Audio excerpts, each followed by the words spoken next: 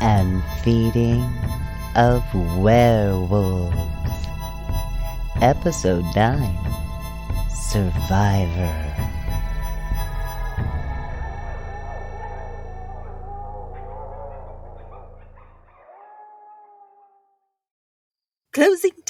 Closing time, gonna get some notes done.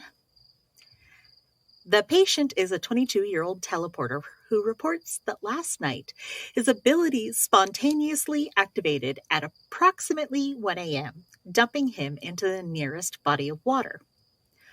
Fortunately, the lake's inhabited by a family of merfolk, and one of them rescued him. I suspect that the teleporter's enamored of his rescuer, who was known to him before the incident, and... What the... Who are you? Who is that? Is that a hag's claw? What the hell did you do to her? Can you help her? How many are there? This shouldn't even be possible. I don't even know. What is going on here? Why is she unconscious? Alu poison. Here's a list of her medications. These are prescribed for organ transplants. Are you telling me someone did this to her deliberately? Why? Did you do this? Stop wasting time and help the kid. How did he... Wait!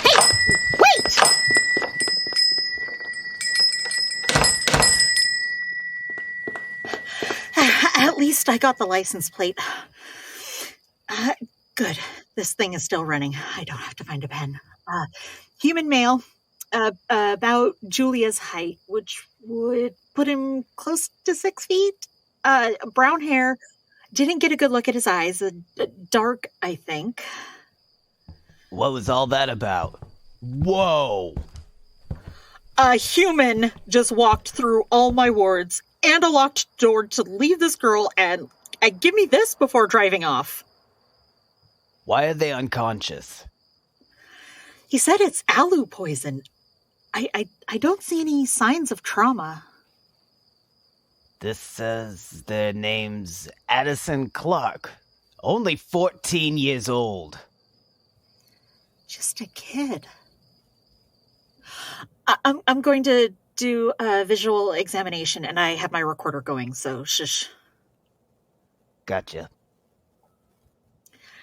She's undernourished and dressed in a hospital gown. She has purple hair, dyed, and one blue eye natural. The left one is pure black. No sclera, likely a transplant, and since there's no obvious pupil, there's no pupillary response. The human eye responds normally to light. Teeth are mostly natural, except for the 2 upper canines, which have been replaced with, fangs that retract, vampire teeth. The right arm is intact. Below that is another arm with a shoulder joint that doesn't appear to provide the full range of motion as a normal shoulder. The arm is from a demon of some kind. Her left arm was amputated proximal to wrist, and the corresponding limb of an anise hag was grafted on. The left accessory arm is inferior to the original and has a human appearance, but also could be from a witch, some type of fae, or any of a dozen species. Either way, it's also from a juvenile. The rest of her body, from what I can see, appears to be uninjured and human.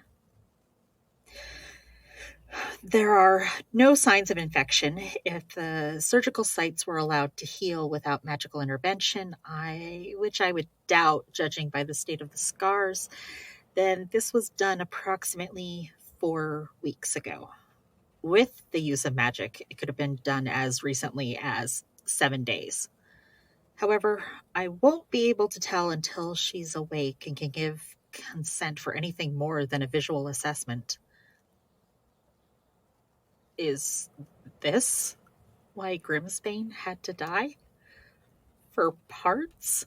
So someone could play Frankenstein? Is this what happened to Nana? The way my spell broke around him was like a wave against a breaker, not like the jarring reverberation when it rebounds off of a protective ward. It was like the magic-resistant areas found at the missing's last known locations. He was all in black, and if he's not a cop or military, I'll eat my stethoscope. Is the government involved in all this? Will they be looking to get her back? Is this reversible? This has contact information for next of kin. Yeah, you should probably be the one to call.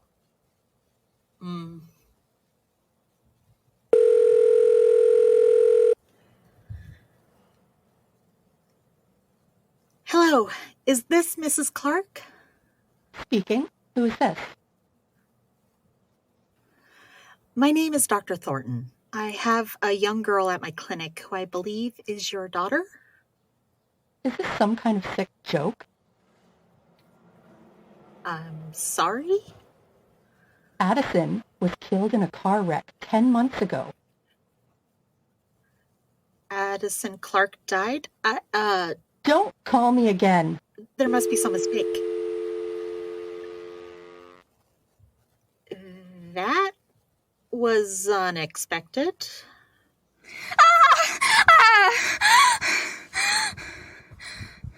Oh, good. She's awake. Holy fuck!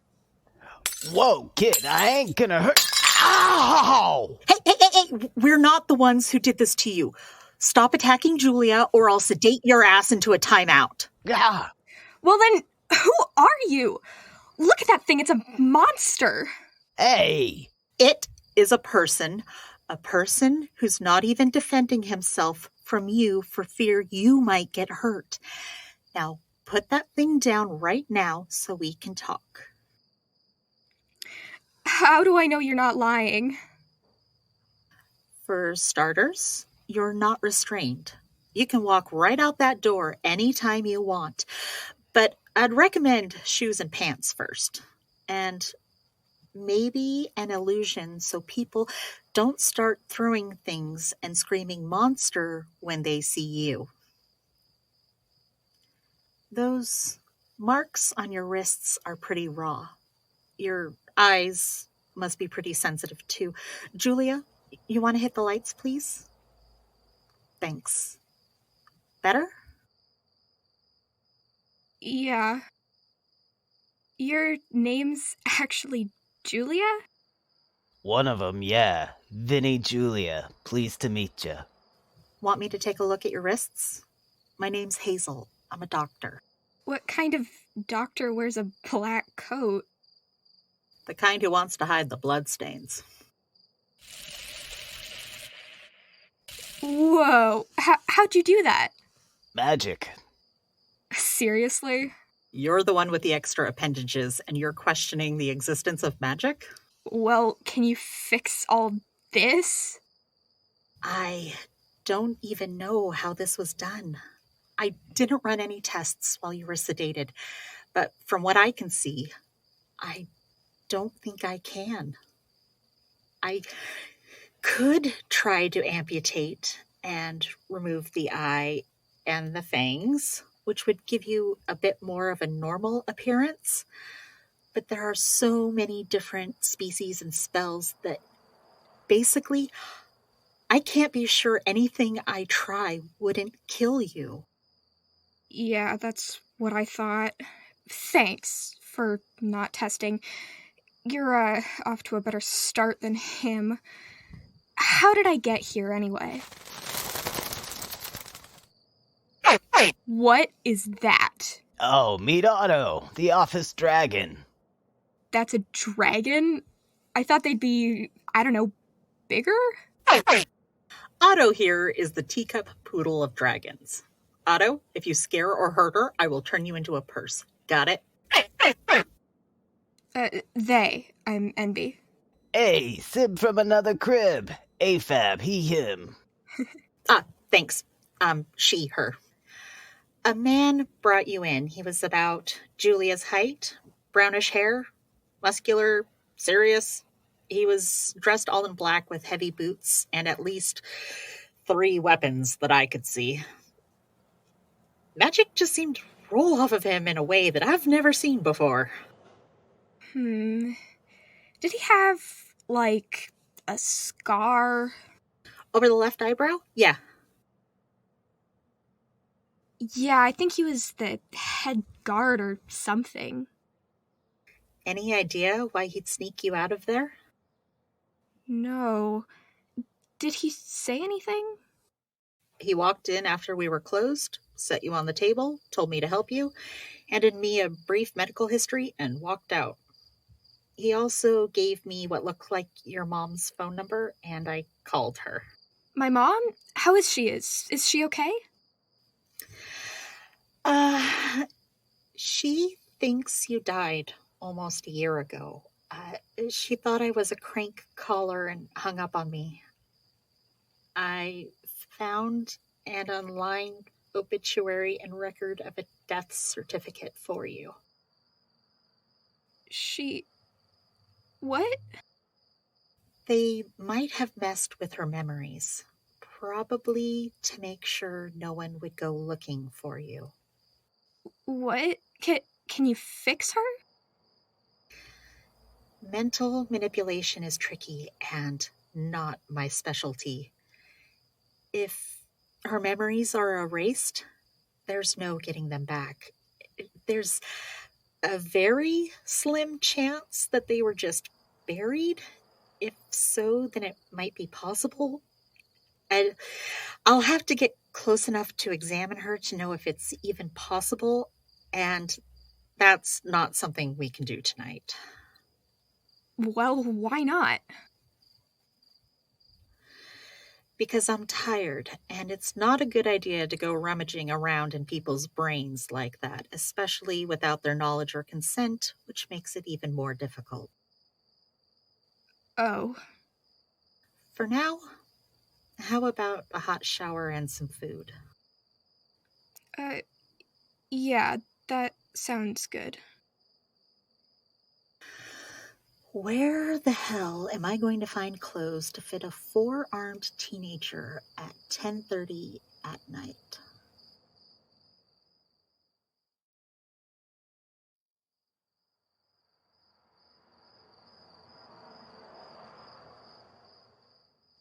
Here's a belt in case you want to make that tank top less of a tent. You're lucky I keep some of my clothes here. Why's that? Bodily fluids. Oh, gross. Why does this say Cupcake Chaos? Poor life choices. Are you up to talking about what happened? Sure. Is it okay if I record your statement? Yeah, I guess. Where should I start? How about where you were when you were taken? Well, I don't really remember being taken. Just when I woke up, I was lying in this cold, dark room. It looked like a cell, all cement, bed, toilet, bars. It was cold. When I got up, I saw a bunch of other ones just like it, full of, well, I guess they were people. There were these guards all over, too, all in black, with guns and knives and stuff. Were they wearing uniforms or some type of insignia? Any type of identifying markings? No, nothing like that. There were also 2 doctors and a few nurses. Did they wear any symbols or logos? No. There was one doctor who told me to call her Veronica. She was alright. Better than the other one, at least. He was a fucking bastard. Wait, Sorry, I shouldn't swear. My parents... It's fine. You're being too nice. Dude's a shit stain in the shorts of science. Anyway, he didn't even speak to me. I was just an animal.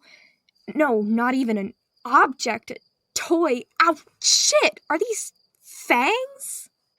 Yeah, that's gonna happen whenever you get pissed off. Or hungry. Speaking of which, if you get a craving for raw meat or, well, anything else really, let me or the doc know. We have a couple of spare blood bags in the fridge. Ugh, really? That's just great. Wait, you keep blood bags in the fridge? They'd go bad otherwise. When did this happen? I think they took me on a Thursday, or maybe it was a Tuesday. I'm not sure. It felt like I was there for months, but I think it was only a few weeks. But they did a bunch of tests before that. What kind of tests? They took my blood and stuff. There were a lot of needles. They gave me a bunch of shots, too. And there was someone who must have been doing some kind of magic. Do you know what they gave you? No idea. Do you know if they were doing the same things to the people in the other cells? I dunno. I was a little preoccupied. Right, of course. How did you get out? No clue. All I remember is Veronica giving me some sort of shot, then waking up here. I never saw the outside of the place or anything. Now what? Now it's time to feed and water the carnivorous plants. In the morning, we can try your mom again. Maybe seeing you will get a different reaction than some stranger on the phone. What about these? Oops. Sorry, still getting used to them. No blood, no broken bones, no worries. If my hoodie's too big, there should be a cloak around here that'll fit you so you don't give your mom a heart attack. A cloak? Cool. Hey, can I help you feed the plants? Would you feed them bugs? Normally, yeah, but I stole a door-to-door missionary from Julia's fridge. Hazel, don't feed them lies. I don't eat missionaries. Too gamey.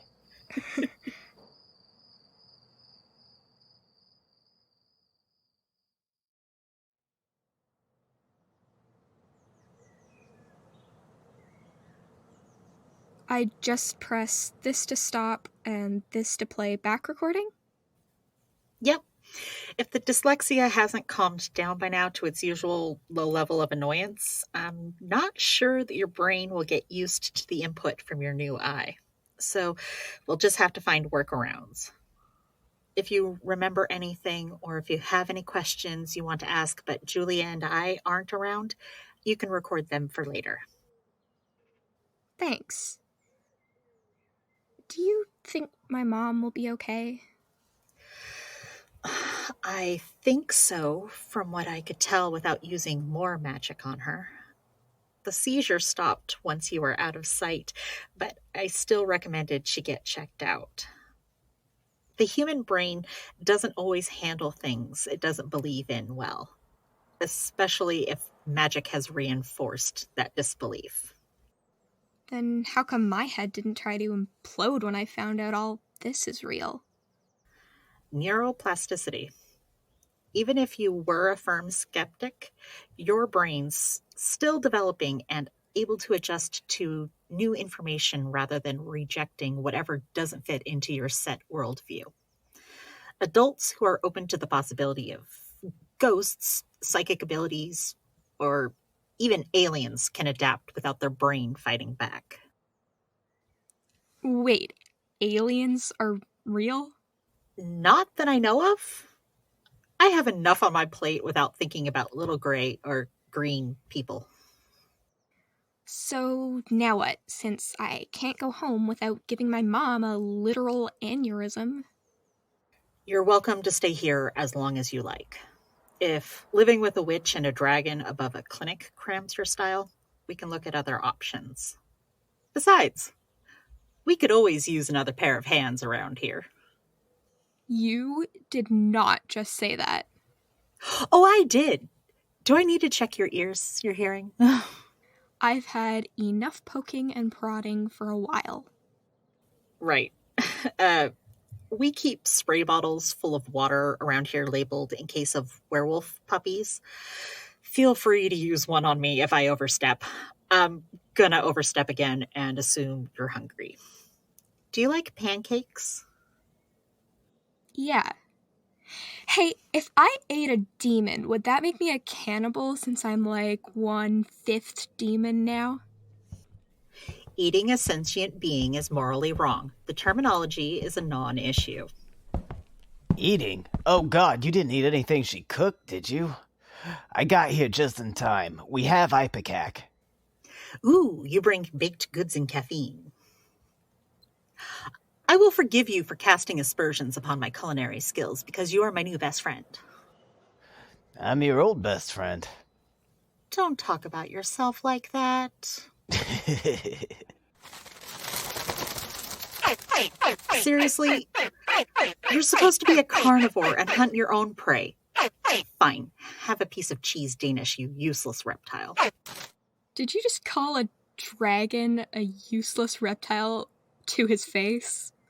His name's short for autoclave because he sterilizes the equipment, so he's technically not useless. What's gonna happen to me if I'm not useful? Are you kidding? With those arms, you get dish duty. I like your dragon. Still not sure about you two. Thanks. It has pockets. What? Mini dragons have pouches like marsupials, but instead of using them for carrying young, as they're oviparous, they use them to cache any treasure they find until they return to their nest. What kind of treasure does a dragon the size of a cat hoard? Keychains, pretty rocks. Piercings. Keep an eye on any hair ties or bobby pins. Why hide magic for so long? Wouldn't it have been easier to just come out a long time ago without breaking people's brains? 2 words. Witch trials. Humans have problems with other humans who look different. How do you think they'd handle someone who doesn't even look human? Huh, point. Okay, we have an appointment showing up in 20 minutes, so we have to get going. You can hang out up here if you want, or you can come downstairs. Just knock before opening any closed doors. Oh, and no staring at anyone, unless they start it, in which case, have at. Help yourself to anything in the kitchen. You probably know how to work the TV and computer better than I do. Just stay out of my browser history. If you want to go outside, just let me know and I'll make an illusion amulet for you. I can go outside? Wait, illusion to make me look normal? Why didn't you do that instead of breaking my mom's brain? Illusions are topical, and you can still feel what's underneath. One hug, and she'd know something was up. The problem is that her mind is fighting against what it knows to be true and looking for memories that are no longer there. Even if your changes were removed from the equation and she wanted to believe that somehow her kid was still alive, whoever did that essentially locked her mind in a prison. Most people don't react to the paranormal as violently as she did. I suspect that they programmed her mind so that any information that doesn't fit within the parameters they set will trigger a self-destruct. If I had her cooperation, I might be able to disable that programming, but I have no idea how to convince her to let a strange witch go rummaging around in her brain. She threatened to call the cops when I suggested anything like it. Without her cooperation, She would then be fighting me, her disbelief, the missing memories, and the self-destruct. Oh. I'm sorry I don't have the answers. If we find a way to convince her, then we can try. Until then, the best course of action for her is to avoid doing any more harm. Okay. We'll just be downstairs if you need anything. You gonna be okay? Ugh, yeah. Stop worrying. Okay, we're off. Don't set anything on fire.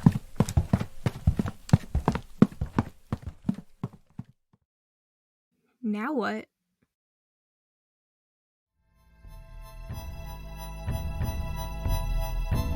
Thank you for listening. Today's episode was written by Brenna Anderson-Dowd in collaboration with Frederick Elmore, Taryn Baldwin, and Keith Baldwin. Performed by Brenna Anderson-Dowd as Hazel and Frederick Elmore as Julia.